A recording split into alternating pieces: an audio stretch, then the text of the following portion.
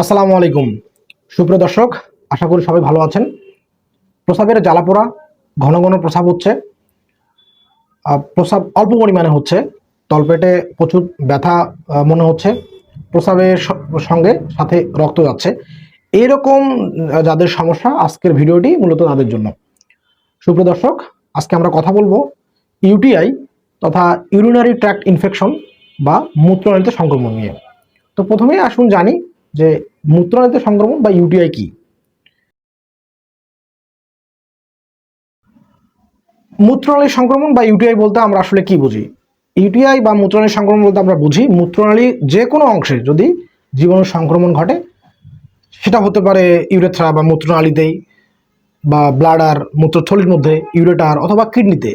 কিন্তু ম্যাক্সিমাম টাইমে এটা হচ্ছে শুধু মূত্রনালীর মধ্যে সীমাবদ্ধ থাকে বলেই আমরা এটাকে বলতেছি যে মূত্রনালী সংক্রমণ। এখন কেন এটি হয়, মূত্রনালী সংক্রমণটা কেন হয়?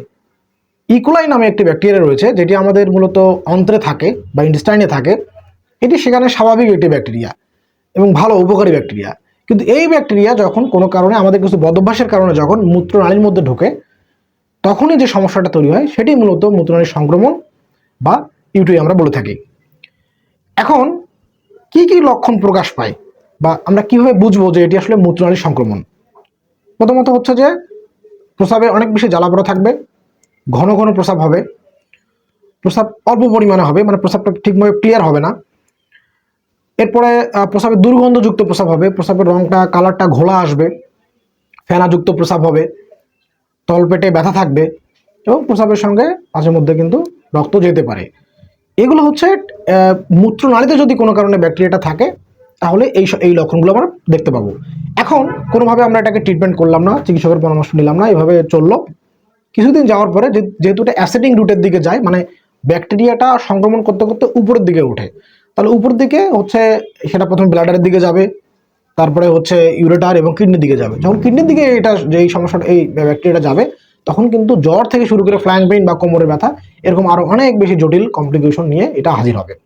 এগুলো হচ্ছে টিপিক্যাল লক্ষণ ইউটিআই। এখন আসুন জানি যে কারা কারা এই ইউটিআই বা মূত্রনালীর সংক্রমণের বেশি ঝুঁকিতে রয়েছেন। প্রথমত হচ্ছে নারী পুরুষের যদি কথা বলি, নারী পুরুষদের থেকে নারীরা এই ইউটিআই সংক্রমণ বেশি হয় এবং এনারা সবচেয়ে বেশি ঝুঁকিতে থাকেন। কারণ হচ্ছে যে পুরুষদের অ্যানাটমিক্যালি পুরুষদের ইউরেথ্রা বা মূত্রনালী নারীদের থেকে অনেক বড়, নারীদেরটা ছোট হওয়ার কারণে তার সংক্রমণের চান্স বা ঝুঁকিটা সবচেয়ে বেশি। এরপরে যারা প্রস্রাব চেপে ধরে রাখেন, দীর্ঘক্ষণ যাদের এই বদভ্যাসটা রয়েছে, প্রস্রাব চেপে ধরে রাখেন, তাদের এই মূত্রনালীতে সংক্রমণ হওয়ার সম্ভাবনা বেশি।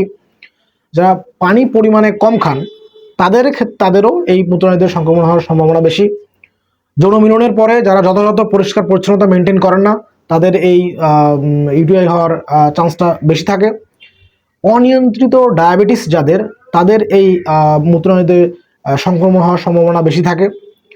তারপর যদি বলা যায় যাদের রোগ প্রতিরোধ ক্ষমতা কম, রোগ প্রতিরোধ ক্ষমতা যাদের কম, তাদের ক্ষেত্রেও এই মূত্রনালীতে সংক্রমণ হওয়ার সম্ভাবনা বেশি থাকে। মূলত এনারা হচ্ছে সবচেয়ে বেশি ঝুঁকিপূর্ণ অবস্থানের মধ্যে রয়েছেন। যারা হচ্ছে পানি পরিমাণে কম খাচ্ছেন, প্রস্রাব ধরে রাখছেন, যৌন মিলনের পরে হচ্ছে স্বাভাবিক যে পরিষ্কার পরিচ্ছন্নতা দরকার সেটা মেনটেন করছেন না, এবং নারীরা তো বেশি এটাতে আক্রান্ত হয়। অনিয়ন্ত্রিত ডায়াবেটিস যাদের, যারা পার্সোনাল হাইজিন মেনটেন করেন না, এই ধরনের লোকদের হচ্ছে এই ইউটিআই হওয়ার চান্স অনেক বেশি থাকে। এখন ইউটিআই যদি হয়ে যায়, তাহলে এটাকে কিভাবে আপনি ম্যানেজ করবেন, অথবা যাদের ইউটিআই হয় নাই তারা কি কি কি পদ্ধতি বা কি কি জিনিস অনুসরণ করলে তাদের ইউটিআই হওয়ার চান্স কমে যাবে বা ইউটিআই হবে না। যাদের হয়ে গেছে তারা অবশ্যই চিকিৎসকের পরামর্শ নেবেন, সঠিক চিকিৎসায় ইউটিআই সম্পূর্ণরূপে ভালো হয়ে যায়। আর যাদের হয়নি তাদের জন্য প্রতিরোধের জন্য, যারা প্রিভেন্ট করতে চাচ্ছেন, যারা করতে হবে, যাদের এখনো হয়নি তারা তো প্রিভেন্ট করবেন। তো কিভাবে প্রতিরোধ করবেন, যে কাজগুলো করলে আপনার আসলে ইউটিআই হবে না বা হওয়ার চান্স কম থাকবে? প্রথমত হচ্ছে যে যেগুলো বললাম, যে কারণগুলোর কারণে ইউটিআই হচ্ছে সেগুলো আমাদের অ্যাভয়েড করতে হবে। প্রস্রাব বেশিক্ষণ ধরে রাখা যাবে না, পানি আমরা বেশিক্ষণ খাবো। যৌন মিলনের পরে অনেক সময় প্রস্রাব করতে বলা হয়, কারণ যৌন মিলনের পরে যদি প্রস্রাব করি তাহলে হচ্ছে পরবর্তীতে ইউটিআই হওয়ার চান্সটা অনেকাংশ কমে যায়।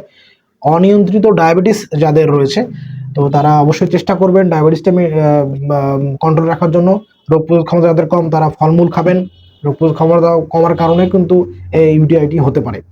তো এই জিনিসগুলো ফলো করলে আশা করি পার্সোনাল হাইজিন যদি আমরা মেনটেন করি, মোটামুটি আমরা ইউটিআই থেকে আমরা অনেক বেশি সেফ থাকতে পারবো। তো আজকের ভিডিওটি মূলত এটা নিয়েই করা, যাদের মূত্রনালীতে সংক্রমণ আছে, কিভাবে হয়, কেন হয়, হলে কি করবেন, না হলে কি করবেন। ধন্যবাদ সবাইকে। আসসালামু আলাইকুম।